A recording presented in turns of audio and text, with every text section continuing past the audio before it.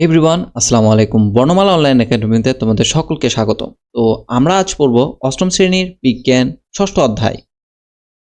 আশা করি তোমরা সকলেই জানো যে তোমাদের এই বিজ্ঞান বইটা তিনটা অংশে বিভক্ত, বা অনেকে আবার জানো না। তিনটা অংশ কি কি? একটা হচ্ছে বায়োলজি পার্ট, একটা হচ্ছে ফিজিক্স, আর একটা হচ্ছে কেমিস্ট্রি। তো আমি এতদিন যে অধ্যায়গুলো করিয়েছি, অর্থাৎ চতুর্থ অধ্যায় পর্যন্ত তোমাদের ক্লাস নিয়েছি, পঞ্চম অধ্যায়টা আমি স্কিপ করেছি, ষষ্ঠ অধ্যায়ে এসেছি। তো এই চতুর্থ অধ্যায় পর্যন্ত ছিল তোমাদের বায়োলজি পার্ট। এরপরে আমি এই যে ষষ্ঠ অধ্যায় নিচ্ছি, এটা হচ্ছে তোমাদের কেমিস্ট্রি পার্ট, অর্থাৎ রসায়ন পার্ট। তো আমি আজকে এখান থেকে পড়ানো শুরু করব। তো চলো কথা না বাড়িয়ে আমরা ক্লাসটা শুরু করি। আচ্ছা, এখানেই দেখো ষষ্ঠ অধ্যায়ের নাম হচ্ছে পরমাণুর গঠন। পরমাণু খুব ক্ষুদ্র কণা। আচ্ছা, এখানে আমরা একটু বুঝবো পরমাণু হচ্ছে খুব ক্ষুদ্র কণা। তো আমি আমার মতো করে তোমাদের বোঝাই। পরমাণুটা একদমই চোখে দেখা যায় না, খালি চোখে তুমি দেখতে পারবা না, অবশ্যই অনুবীক্ষণ যন্ত্র দরকার। এখন এখানে বেশ কিছু কনসেপ্ট তোমাদের ক্লিয়ার করতে হবে। ফার্স্ট অফ অল হচ্ছে পরমাণু কি, অণু কি। এই অধ্যায়ে তোমরা এই দুইটা জিনিস সবচেয়ে বেশি পাবা। তো চলো এখন দেখি। এই যে দেখো একটা ইট, একদম একদম একটা ইট, ক্ষুদ্র ইট। এই ইটটা হচ্ছে তোমার, এটাকে তুমি মনে করতে পারো পরমাণু। এই ইটের মাধ্যমে একটা রুম গঠিত হয় না? একটা রুম তো একটা ইটের মাধ্যমে গঠন করা হয়। তো এটাকে আমি ধরেছি অণু। এরপর তোমার এই তো অনেকগুলো রুম দ্বারা একটা বিল্ডিং গঠিত হয়, এটার নাম হচ্ছে পদার্থ। তো কি হয়, অনেকগুলো পরমাণু মিলে একটা অণু গঠন করে, আবার কয়েকটা অণু মিলে একটা পদার্থ গঠিত হয়। তো আশা করি তোমরা এই কনসেপ্টটা ক্লিয়ার। তো আশা করি তোমরা এটা বুঝেছো।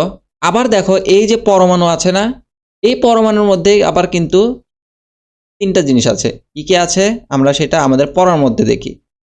পরমাণুর মধ্যে আছে দেখো ইলেকট্রন, প্রোটন ও নিউট্রন। কি কি আছে? ইলেকট্রন, প্রোটন এবং নিউট্রন। তো আশা করি এইটুক তোমরা ক্লিয়ার। তাহলে আমরা কি কি পড়লাম? আমরা পড়লাম যে পদার্থ, একটা পদার্থকে ভাঙলে কি পাওয়া যায়? অণু পাওয়া যায়। আবার যদি আমরা অণুকে ভাঙি তাহলে অনেকগুলো কি পাওয়া যায়? পরমাণু পাওয়া যায়। আবার যদি আমরা পরমাণুকে ভাঙি তাহলে এর মধ্যে আমরা কি পাই? ইলেকট্রন পাই, প্রোটন পাই, নিউট্রন পাই।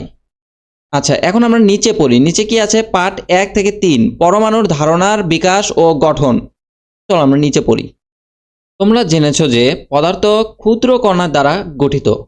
তো প্রত্যেকটা পদার্থই কিন্তু ক্ষুদ্র ক্ষুদ্র কণা দ্বারা গঠিত। সাপোজ এই যে একটা মার্কার, আমি যদি এই মার্কারকে ভাঙি তাহলে কিন্তু অনেকগুলো ছোট ছোট প্লাস্টিকের ক্ষুদ্র ক্ষুদ্র কণা পাবো যায়, বা এটা যেই পদার্থটা দ্বারা গঠিত সেটার কিন্তু ক্ষুদ্র ক্ষুদ্র কণা পাবো। তো এই কণাগুলো আবার দেখো দুই রকমের হয়ে থাকে। কি কি? একটা হচ্ছে অণু আর একটা হচ্ছে পরমাণু, যেটা আমরা এর আগেই দেখলাম। তো অণু কি, পরমাণু কি, এটা কিন্তু আমি আগে তোমাদের কনসেপ্টটা ক্লিয়ার করে দিয়েছি। একের অধিক পরমাণু পরস্পরের সাথে যুক্ত হয়ে অণু গঠন করে। কি করে? একের অধিক পরমাণু পরস্পরের সাথে যুক্ত হয়ে অণু গঠন করে। পদার্থের ক্ষুদ্রতম কণার বিষয়ে বিভিন্ন সময়ে বিভিন্ন বিজ্ঞানী ও দার্শনিকগণ নানা সময় নানা রকম মতবাদ ব্যক্ত করেন বলেছেন আর কি, মতবাদ প্রকাশ করেছে যে এই যে পদার্থ আছে এটা কি দ্বারা গঠিত, এর ভেতর কি আছে, এটা নিয়ে অনেক সময় অনেক বিজ্ঞানী বিভিন্ন কথা বলেছেন। এর মধ্যে দেখো সর্বপ্রথম যে কথা বলেছে এটা আমাদের মনে রাখতেই হবে, আর কি বলেছে সেটাও মনে রাখতে হবে। কি বলেছে দেখো, গ্রিক দার্শনিক ডেমোক্রিটাস খ্রিস্টপূর্ব 400 অব্দে সর্বপ্রথম পদার্থের ক্ষুদ্রতম কণা নিয়ে মতবাদ পোষণ করেন। অর্থাৎ সর্বপ্রথম এই যে গ্রিক দার্শনিক, তিনি কোথাকার দার্শনিক? গ্রিক দার্শনিক, গ্রিক দেশের। ডেমোক্রিটাস, ডেমোক্রিটাস কি বলেছিল দেখো, এই যে তার মতে সকল পদার্থই ক্ষুদ্র। এটা আমাদের একটু মুখস্থ করতে হবে। সকল পদার্থই ক্ষুদ্র ক্ষুদ্র অবিভাজ্য, যা ভাঙা যায় না, কণা দ্বারা গঠিত। তিনি কি বলেছিলেন? তিনি বলেছিলেন যে সকল পদার্থই এমন কিছু ক্ষুদ্র ক্ষুদ্র কণা দ্বারা গঠিত যেগুলোকে একদমই ভাঙা যায় না। তিনি এই ক্ষুদ্রতম কণার নাম দেন পরমাণু বা অ্যাটম। তাহলে পরমাণুর আরেক নাম কি? অ্যাটম, মনে রাখবা। অ্যাটম কথাটি তিনি নিয়েছিলেন গ্রিক শব্দ অ্যাটোমাস থেকে, যার অর্থ হচ্ছে অবিভাজ্য, যাকে আর ভাঙা যায় না। তাহলে কোন শব্দ থেকে নিয়েছিল এটা মনে রাখতে হবে আমাদের। এরপর তার সমসাময়িক সময়ের আরও দুজন দার্শনিক, প্লেটো এবং অ্যারিস্টটল তার মতবাদের সাথে দ্বিমত পোষণ করেন।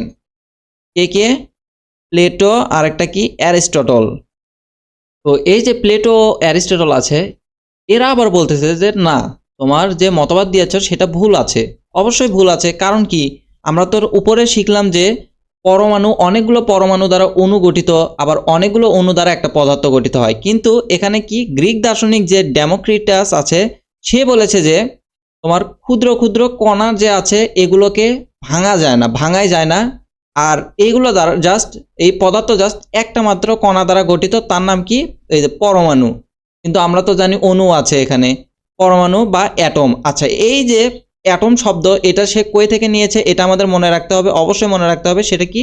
অ্যাটোমাস শব্দ থেকে নিয়েছে, যার অর্থ হচ্ছে অবিভাজ্য। তো এখানে আবার এই যে এই দুইজন দার্শনিক কি বলেছে যে তোমার মতবাদটা ভুল, প্লেটো এবং অ্যারিস্টটল, মনে রাখবা। তারা আবার কি বলেছে দেখো, অ্যারিস্টটলের মতে পদার্থ সমূহ নিরবিচ্ছিন্ন, একে যতই ভাঙা হোক না কেন পদার্থের কণাগুলো ক্ষুদ্র হতে ক্ষুদ্রতর হতে থাকবে। তো দেখো, এ আবার কি বলতেছে, এই বলতেছে যে পদার্থের যে কণাগুলো আছে এগুলোকে যতই ভাঙা হোক এগুলো ছোট হতেই থাকবে, ছোট হতেই থাকবে। মানে কন্টিনিউয়াসলি এগুলো চলতেই থাকবে যতই ভাঙা হোক। কিন্তু কিন্তু এই যে গ্রিক দার্শনিক ডেমোক্রিটাস এই বলেছিল যে এগুলোকে ভাঙাই যায় না। তো এই দুইটা তোমরা একটু পড়ে নিবা। এরপর নিচে দেখো, 1803 সালে বিজ্ঞানী জন ডাল্টন পরীক্ষালব্ধ তথ্যের উপর ভিত্তি করে পদার্থের ক্ষুদ্রতম কণা সম্পর্কে বলেন, পরমাণু হলো মৌলিক পদার্থের ক্ষুদ্রতম কণা এবং একে আর ভাঙা যায় না। তো এই যে এখানে আবার দেখো, কে 1803 সালে বলেছিল ইংরেজ বিজ্ঞানী জন ডাল্টন। তিনি কি ছিলেন? ইংরেজ বিজ্ঞানী ছিলেন, নাম কি? John Dalton. পরীক্ষালব্ধ তথ্যের উপর ভিত্তি করে বলেছিলেন কি,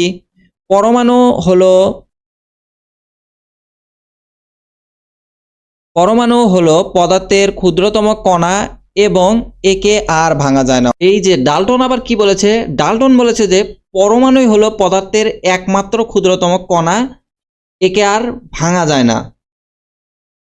ডাল্টনের এই মতবাদ সকলে গ্রহণ করে, মানে ডাল্টনের যে মতবাদটা দিয়েছে সকলেই সেটা গ্রহণ করেছে। ফলে অ্যারিস্টটলের মতবাদটি পরিত্যক্ত হয়, মানে অ্যারিস্টটলের মতবাদটা আর কেউ নেয় না। এই যে অ্যারিস্টটল যে বলেছিল যে পদার্থ নিরবিচ্ছিন্ন, একে ভাঙা যায়, মানে যতক্ষণ ভাঙা হবে ততক্ষণ এ ভাঙতেই থাকবে, ক্ষুদ্রতম কণা বের হতেই থাকবে। তো এটাকে সবাই কি করেছে? ফেলে দিয়েছে। আর এই যে ডাল্টনের যে মতবাদটা, এটা সবাই গ্রহণ করেছে। আসলে পরমাণু অবিভাজ্য নয় বা ক্ষুদ্রতম কণাও নয়, পরমাণু বিভাজ্য, অর্থাৎ একে ভাঙা যায়। পরমাণু ভাঙলে কি কি পাওয়া যায় দেখো, ইলেকট্রন পাওয়া যায়, প্রোটন পাওয়া যায়, নিউট্রন পাওয়া যায়। কি কি পাওয়া যায়? ইলেকট্রন, প্রোটন, নিউট্রন, মুখস্থ করে নিবা। ডাল্টনের পরমাণু মতবাদের এই সীমাবদ্ধতা দূর করার জন্য পরবর্তীতে আরও অনেকে পরমাণু মডেলের প্রস্তাব দেন বা প্রস্তাব করেন। এদের মধ্যে রাদারফোর্ড ও বোরের পরমাণু মডেল গ্রহণযোগ্য পায়। এই যে এদের এই দুইটারটা একটু মুখস্থ করতে হবে আমাদের। যদি উপরের গুলো একটু ভালো করে না মুখস্থ করলে হচ্ছে তোমার এখানে তুমি মুখস্থ করবে এই যে কি নাম, ডেমোক্রিটাস, এটা কারণ সে প্রথম দিয়েছে, প্রথম মতবাদ প্রকাশ করেছে। এরপর আমরা রাদারফোর্ডেরটা একটু মুখস্থ করবো, দেন বোরেরটা মুখস্থ করবো। তো এখানে দেখো, তোমার জন ডাল্টন যে ছিল, এরও মতবাদে কিছু সীমাবদ্ধতা আছে। কি সীমাবদ্ধতা? সে বলেছে যে পরমাণু হলো একদম মৌলিক একটা পদার্থের ক্ষুদ্রতম কণা, যাকে ভাঙাই যায় না। কিন্তু আমরা তো এখানে আবার দেখলাম পরমাণু হচ্ছে বিভাজ্য, কারণ এর মধ্যে কি আছে? ইলেকট্রন আছে, প্রোটন আছে, নিউট্রন আছে। সেটাই আবার দেখো এই রাদারফোর্ড এবং বোর বলেছে। কি বলেছে? এক সময় বিজ্ঞানী রাদারফোর্ড ও তার সহকর্মীরা একটি পরীক্ষা করেন যা পরমাণুর গঠন সম্পর্কে ভালো ধারণা দেয়। তো এই রাদারফোর্ড আবার তার সহকর্মীদের নিয়ে এমন একটা পরীক্ষা করেছেন যেখানে পরমাণুর একবারে একটা স্পষ্ট ধারণা পাওয়া গেছে বা সম্পূর্ণ একটা ভালো ধারণা পাওয়া গেছে। পরীক্ষালব্ধ ফল থেকে রাদারফোর্ড বলেন যে পরমাণুতে ধনাত্মক আধান ও ভর একটি ক্ষুদ্র জায়গায় আবদ্ধ। কি? পরমাণুতে ধনাত্মক আধান এবং ভর একটি ক্ষুদ্র জায়গায় আবদ্ধ। কোথায় আবদ্ধ? জায়গাটির নাম হচ্ছে পরমাণুর কেন্দ্র, অর্থাৎ এই যে কেন্দ্রে আবদ্ধ, এই যে কেন্দ্রটা আছে না, এখানে আবদ্ধ, এইখানটায়। তাই তিনি এর নাম দেন নিউক্লিয়াস। এই যে কেন্দ্রটা আছে না, তাই তিনি এই কেন্দ্রের নাম দিয়েছেন হচ্ছে নিউক্লিয়াস। তিনি আরো ব্যাখ্যা করেন যে পরমাণুর বিভিন্ন জায়গা ফাঁকা আর ঋণাত্মক আধানযুক্ত কণায় তেমন কোনো ভর নেই এবং তারা নিউক্লিয়াসকে কেন্দ্র করে ঘুরতে থাকে। রাদারফোর্ডের মডেল সৌরজগতের মতো, কিন্তু রাদারফোর্ড নির্দিষ্ট কোনো কক্ষপথের কথা বলেননি। বিজ্ঞানী বোর পরবর্তীকালে ধারণা দেন যে ঋণাত্মক আধানযুক্ত কণা কিছু নির্দিষ্ট কক্ষপথে ঘুরে। আচ্ছা, আমি এখন উপর থেকে কনসেপ্টটা ক্লিয়ার করে দিচ্ছি। ফার্স্ট অফ অল,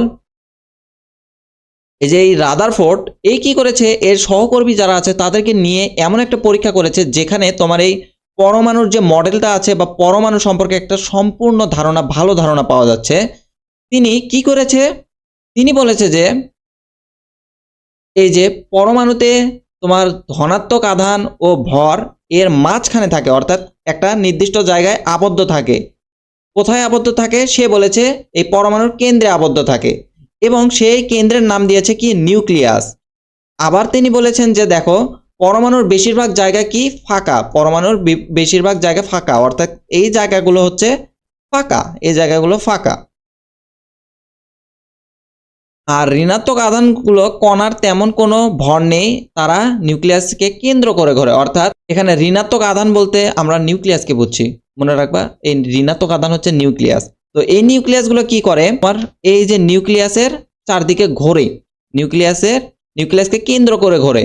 কিভাবে ঘোরে সেটা কিন্তু সে বলেনি, সে বলেছে জাস্ট রাদারফোর্ডের মডেলটা সৌরজগতের মতো। সে বলেছে আমার মডেলটা কিসের মতো, সৌরজগতের মতো। কিন্তু এই যে দেখো, কিন্তু এখানে রাদারফোর্ড নির্দিষ্ট কোনো কক্ষপথের কথা বলেনি।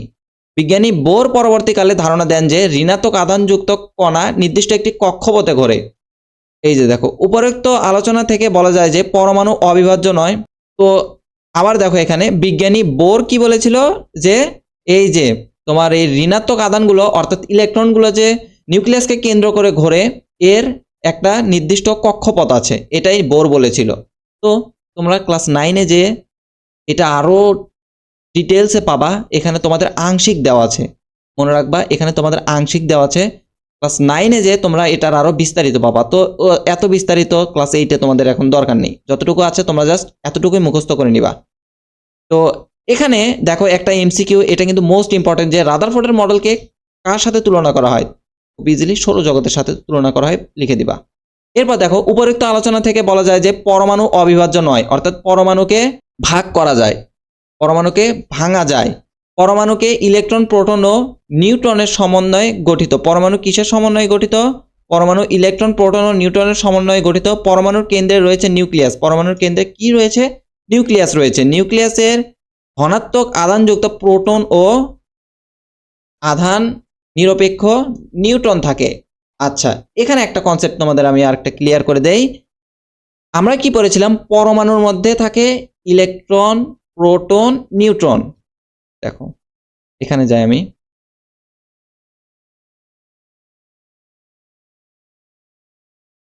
পরমাণু সমান কি কি আছে, electron plus proton plus neutron, এই তিনটা দিয়ে তো পরমাণু গঠিত, তাই না? কিন্তু আবার দেখো এই যে আমরা কি শিখলাম, এখানে পরমাণুর কেন্দ্রে আছে নিউক্লিয়াস, এই নিউক্লিয়াসের ভিতর আবার দুইটা জিনিস থাকে। কি কি থাকে, এই যে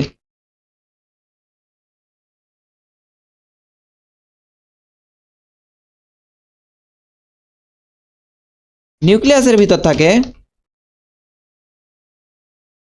প্রোটন প্লাস নিউট্রন, তাহলে কি পরমাণুর মধ্যে থাকে হচ্ছে তোমার ইলেকট্রন, প্রোটন আর হচ্ছে নিউট্রন। আর এই দুইটা জিনিস তোমার, এই দুইটা প্রোটন আর নিউট্রন থাকে এই নিউক্লিয়াসের মধ্যে, অর্থাৎ পরমাণুর কেন্দ্রে থাকে। এখন এদের মধ্যে আবার দেখো, এদের মধ্যে আধানযুক্ত অর্থাৎ ধনাত্মক আধানযুক্ত কে, এদের মধ্যে ধনাত্মক আধানযুক্ত হচ্ছে প্রোটন, আর আধান নিরপেক্ষ অর্থাৎ এর কোনো চার্জ নেই, কার চার্জ নেই, কোনো নিউট্রনের কোনো আধান নেই। মনে রাখবা পরমাণু ভরের প্রায় পুরোটাই নিউক্লিয়াসে থাকে, পরমাণুর ভরের প্রায় পুরোটাই কোথায় থাকে, নিউক্লিয়াসে থাকে, অর্থাৎ কেন্দ্রে থাকে, মাঝখানে থাকে। ঋণাত্মক আধানযুক্ত ইলেকট্রন নিউক্লিয়াসকে কেন্দ্র করে নির্দিষ্ট কক্ষপথে ঘোরে। ঋণাত্মক আধানযুক্ত ইলেকট্রন নিউক্লিয়াসকে কেন্দ্র করে নির্দিষ্ট কক্ষপথে ঘোরে। অর্থাৎ তাহলে আমরা এর আগেও বলেছি, এখনো বলছি যে তোমার এই যে ঋণাত্মক আধানযুক্ত কে ইলেকট্রন, এটা কি করে নিউক্লিয়াসকে কেন্দ্র করে নির্দিষ্ট কক্ষপথে ঘোরে, এই যে এইভাবে গোল করে ঘোরে। ইলেকট্রন ও নিউক্লিয়াসের মধ্যবর্তী জায়গা ফাঁকা। ইলেকট্রন ও নিউক্লিয়াসের মধ্যবর্তী জায়গা কি ফাঁকা, এই জায়গাটুকু হচ্ছে ফাঁকা। ফলে প্রকৃতপক্ষে পরমাণুর বেশিরভাগ জায়গা ফাঁকা।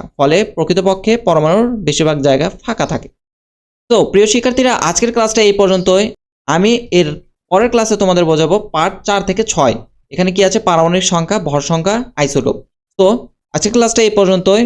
যারা এই ক্লাসটা বুঝেছো তারা অবশ্যই কমেন্টে বলবে যে আমি এই ক্লাসটা বুঝেছি, আর যারা বোঝোনি, যেখানে বোঝোনি সেই কোয়েশ্চেনটা অবশ্যই কমেন্টে করবে। আমি খুব ইজিলি তোমাদের অ্যান্সার দিতে পারবো তাহলে। তো ধন্যবাদ সকলকে এতক্ষণ পর্যন্ত আমার সাথে থাকার জন্য। আসসালামু আলাইকুম।